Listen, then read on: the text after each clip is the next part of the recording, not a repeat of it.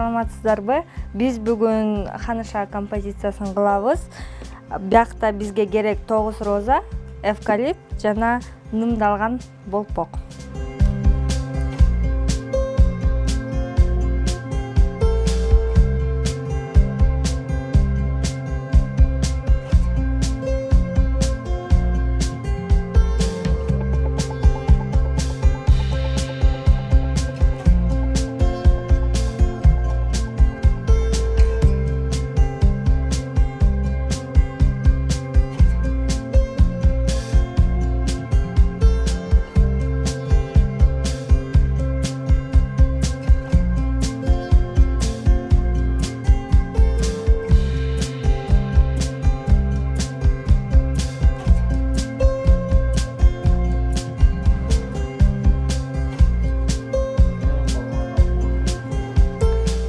Биздин композиция даяр болду.